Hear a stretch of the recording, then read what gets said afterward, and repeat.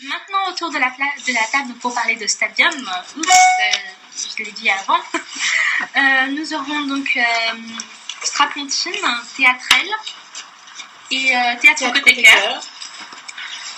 Donc Stadium, je reprends, à la colline jusqu'au 7 octobre, par Mohamed El Khatib et Fred Hocher, avec une soixantaine de supporters du RC Lens.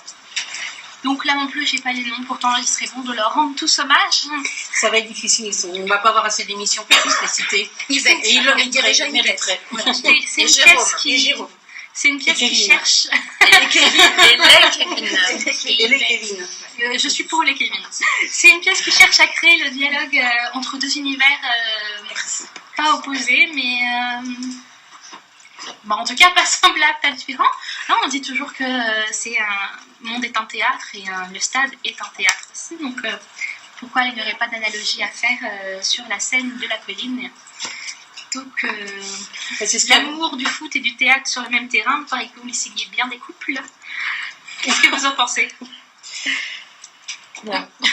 Réconcilier, on n'est pas fâchés, mais oui, je vais emmener mon mari, qui ne l'a pas encore vu, mais je vais l'emmener à l'avant-scène pour voir Stadium, parce que c'est effectivement ce que voulait Mohamed El Khatib, c'est confronter deux publics qu'on oppose généralement, celui du théâtre et celui du sport, celui de la culture d'une manière générale, au sport d'une manière générale, ou du théâtre et du foot, si on est en particulier, qui a priori ne se parlent pas. En plus, on est à la colline, donc on est dans le théâtre privé, on est sur un public justement qui est assez exigeant, assez demandeur. Ça sera juste peut-être mon point, le petit point qui m'a gêné dans le spectacle.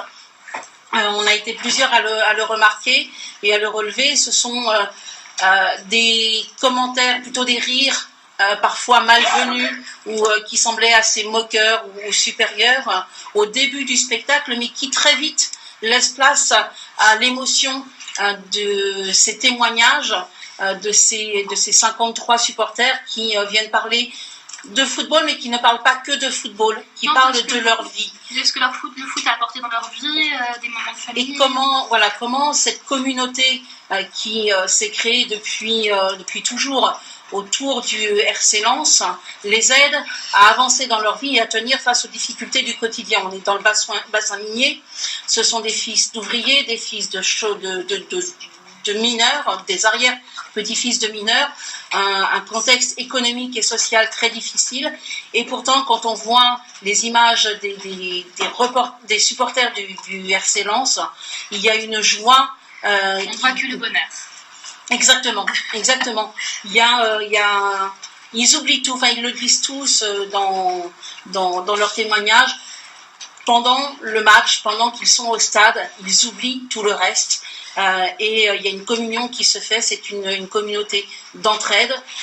Et puis je vais laisser parler les autres parce que là je suis en train de monopoliser la parole comme d'habitude. Non, mais tu dis très bien, effectivement. Alors moi au début, j'y étais hier, au début il n'y avait pas de rire moqueur, en tout cas j'en ai pas entendu. C'était assez silencieux, c'était assez calme, et quand la jeune fille Clémentine vient entonner la chanson de Sardou, alors là en revanche elle s'est pris un weed monstrueux, c'est-à-dire qu'il n'y a pas une réaction. Voilà. Alors elle dit je me prends un peu la honte là, et ses collègues, ses camarades viennent chanter avec elle, et puis petit à petit le public s'est un petit peu réchauffé, réchauffé et a commencé un petit peu à prendre un peu plus part au spectacle. Moi, ce qui m'a frappé, c'est que il y a également beaucoup de... Il n'y a pas de fausse pudeur dans Stadium, c'est Mohamed El Khatib n'élude pas du tout le fait que les ultras, par exemple, je ne sais pas ce que c'était qu'un ultra, mais voilà, il le dit, ils disent en toute simplicité, il parle des ultras, de cette espèce d'excès chez ses supporters qui vont être beaucoup plus violents. Alors, bon, il y a un petit peu une victimisation des ultras. Moi, ça ne m'a pas franchement convaincue. Je dois avouer que là, j'étais pas franchement atteinte par son argumentaire. Mais voilà, il parle également de ces gens, de leur simplicité, de leur milieu social, je vais pas dire de la pauvreté, mais effectivement du fait que la société à Lens soit complètement laminée par le chômage. Mais il n'y a pas de misérabilisme. De misérabilisme. Voilà, c'est un tableau lucide, sincère, mais on n'est pas sans phare. Oui, voilà, c'est exposé simplement. Oui, on se cache pas, on se retranche pas derrière des faux semblants pour dire oui, ok, il y a de la violence. Oui, ok, on n'est pas toujours très potes avec les Parisiens, notamment l'histoire de la banderole. Il n'y a aucun misérabilisme. En fait, il a réussi, et c'est tout son travail de sociologue derrière, et sa connaissance du monde ouvrier, sa connaissance du foot, en fait, et du théâtre.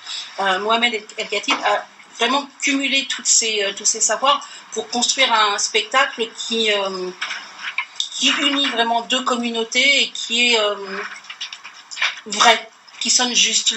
Et je crois qu'au bout du compte, pour moi, ce qui ressortait, c'est ce respect qu'on a en sortant pour ces supporters, pour ces gens qui sont, je dirais, extraordinaires. C'est-à-dire qui sont des gens ordinaires, mais qui ont quelque chose qui les dépasse et qui en fait des gens hors du commun dans ce quotidien.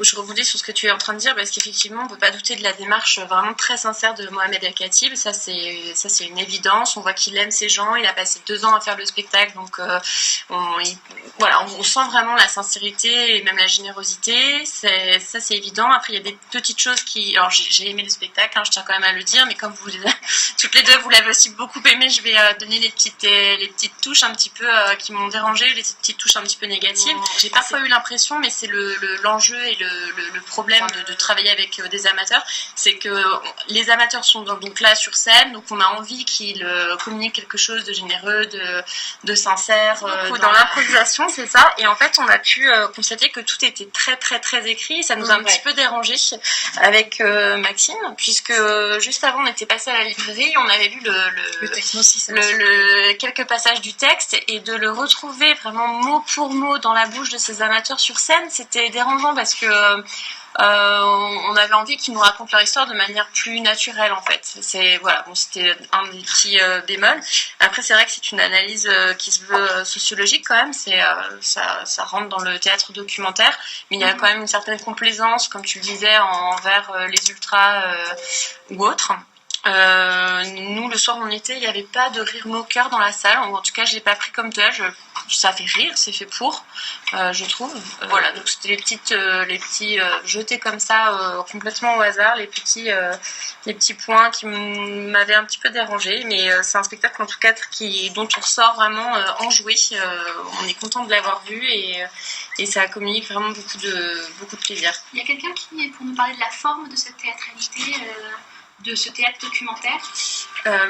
En fait, justement, il utilise beaucoup la vidéo, et je trouve que finalement, c'est ce qu'il y a de plus réussi dans le spectacle, c'est ces bouts de vidéo. Au début, j'en avais un peu beaucoup au début, je trouve. Je m'y attendais pas à ce qu'il y ait autant de vidéos, surtout au début. Je trouve que ça installe en fait vraiment. C'est surprenant, ça je suis d'accord. Je me suis fait aussi la remarque au début, mais ça installe petit à petit cette espèce d'atmosphère. Je trouve que du coup l'explosion de la deuxième partie, c'est est due en partie à ces vidéos, non? Je trouve pas. Non. Je pense que c'était vraiment la deuxième partie effectivement est encore plus vivante, encore plus. Il y a des très beaux moments d'émotion. Il y a des super moments, ça vient. Et je trouvais que au tout début, notamment, je me suis dit je ne suis pas venue pour voir des vidéos. Vraiment au tout début, je me suis dit il faut peut-être qu'ils descendent sur scène. Je suis d'accord. Je trouvais que ça tombait un petit peu en longueur. Ensuite, ils sont arrivés. Moi, j'avais une deuxième léger bémol, si tant est que ça soit un bémol, c'est qu'à un moment je me suis dit et la parole des sportifs là-dedans. J'aurais bien aimé savoir ce que les footballeurs de Lens pensent de ce spectacle, de ces supporters. J'aurais aimé les entendre. Ça pourrait faire l'objet d'un deuxième spectacle alors. Je ne sais pas si ce serait aussi intéressant en fait. Mais moi je me dis on n'en voit pas un seul qui. Parce qu'en fait, tous ces supporters ils sont dans la générosité, ils sont dans le don. le don sans rien attendre en retour. Et voilà, ils donnent, mais est-ce qu'ils reçoivent quelque chose de la part du club? Un merci, je me suis dit, tiens, j'aurais aimé entendre, voir quelque chose de la part du club. Mais bon, je sais pas, c'est vraiment une légère remarque. Mais est-ce que c'est une ode aux supporters lensois, sang et or, le meilleur public du monde, ou est-ce que c'est une ode au football, ou même au monde ouvrier peut-être pour ça que c'était peut-être pas une réaction. C'est pas une ode. Non, c'est pas au monde ouvrier ni au football. C'est vraiment les supporters. C'est une Lens. Et de Lens. Voilà. C'est vraiment une communauté. Cette réputation, moi j'ai toujours entendu que le public lensois était le meilleur public de France dans le milieu footballistique. Est-ce que j'ai l'impression qu'il a essayé de faire ce que Mohamed El-Khatib, c'est de montrer que justement cette fureur d'aimer leurs footballeurs à Lens, ça venait aussi de leurs conditions d'ouvriers pour revenir à ce que tu disais et aux mineurs. C'est un exutoire, hein, le foot, le public, tout ce qui se passe dans les gradins. Je pense que c'est une façon d'expulser pas mal de choses et de communier en oubliant tout ce qu'ils vivent au quotidien, qui peut être lourd et compliqué. Voilà, il essaie de faire le lien entre leurs conditions sociales voilà, et ça c'est pas du tout... Et leur ferveur. Et ce qui les soude, on le voit bien à travers la famille d'Yvette, qui tous les soirs fête son anniversaire, entourée de ses enfants, de ses petits-enfants, de ses arrière-petits-enfants. Cet esprit de famille qu'on retrouve au sein de la famille d'Yvette, c'est en fait tout ce qui unit vraiment cette communauté des supporters lensois. Merci. Et juste, je dirais, toi, tu retournes à l'avant-scène à Colombes. Je serais assez curieuse parce que ça passe à Saint-Germain-en-Laye en janvier, je crois. Et sincèrement, je serais assez curieuse de voir comment ça va être reçu à Saint-Germain-en-Laye. Alors, on va dire que j'ai des a priori, mais... je suis d'accord que le public, et je serais curieuse de le voir à Marseille aussi, par exemple. Oui, aussi. Ouais, non, enfin, voilà. Devant des supporters... Devant d'autres supporters, je vous remercie d'autres publics. d'avoir partagé votre avis et votre passion pour Stadium. Des réactions à propos de la pièce? Non, toujours pas. Théâtre-Tecker, une pièce, un conseil, une autre pièce? Un coup de cœur pour une comédienne? Il y a Titi Calcam qui dit que sa taille sec, en parlant de Radio Mortimer. C'est que de l'amour. C'est que de l'amour. Qu'est-ce que tu disais? Un coup de cœur à faire partager. Alors moi, c'est un coup de cœur pour une pièce, mais c'est surtout un coup de cœur pour une comédienne.